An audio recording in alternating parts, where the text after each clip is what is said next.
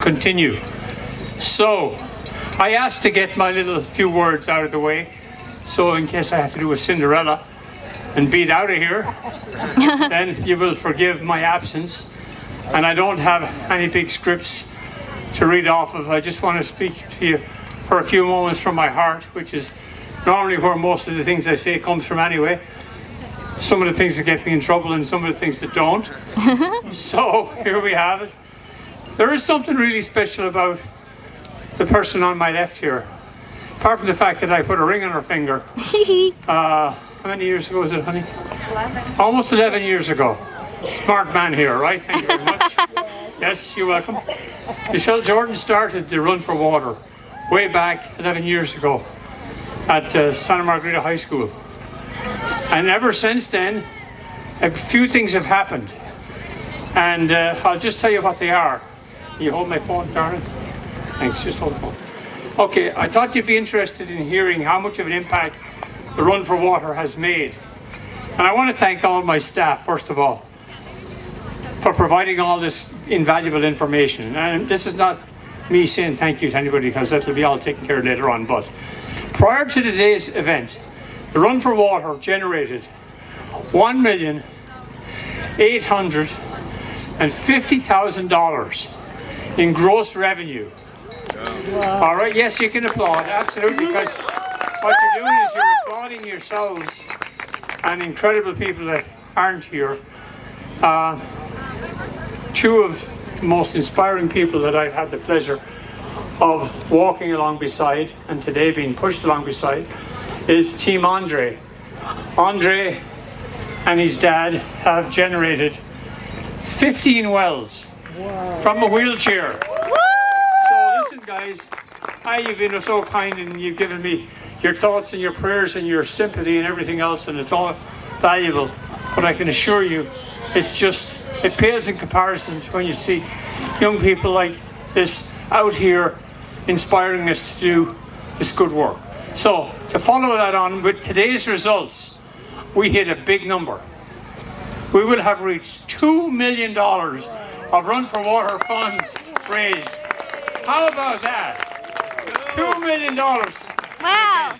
Thank you, Michelle, for being the brains behind the outfit, literally, figuratively, and every otherwise.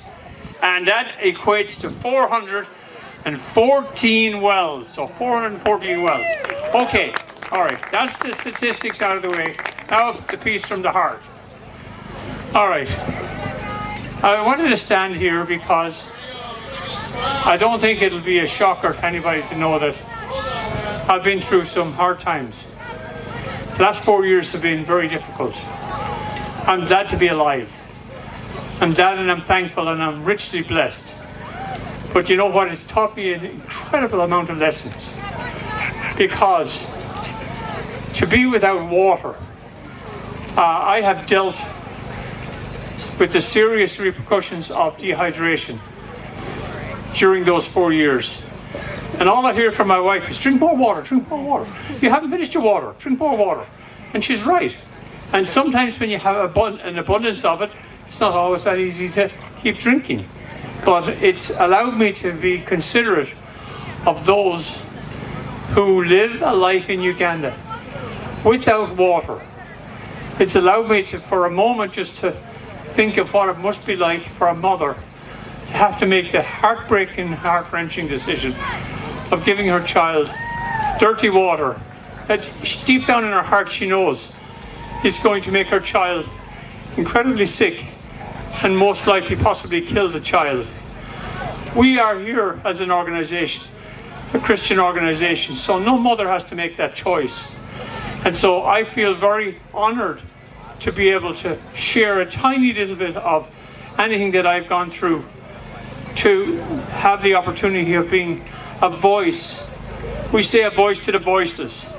They're not voiceless.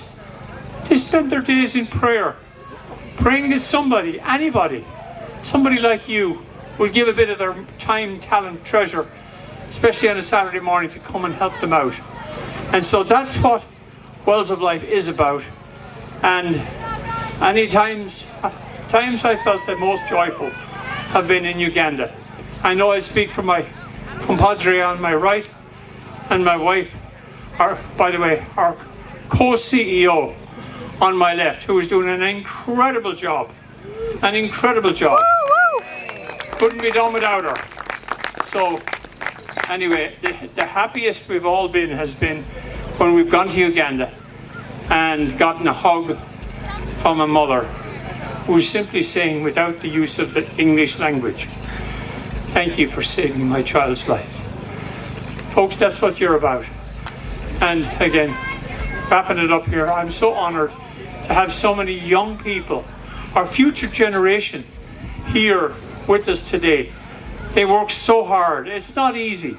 I want to tell you that when you add the $2 million to the Run for Water, from the Run for Water, to our overall fundraising since well number 1 was drilled in 2010, we've raised just a little smidgen under $21 million. $21 million, ladies and gentlemen. And that equates to 1,442 water wells, bringing water to between 1.4 and 1.5 million people. And they thank God every day for you, and so do I. So God bless you and thank you. There's lots more to come. Thank you for letting me share a little bit from my heart by way of appreciating all of you today. I'm going to pass the microphone back to Pete, who will pass it on, because we have several other wonderful people that have great valuable input that I'd like them to give. So, whoever's next in line. Thank you, Nick. Thank you. Woo!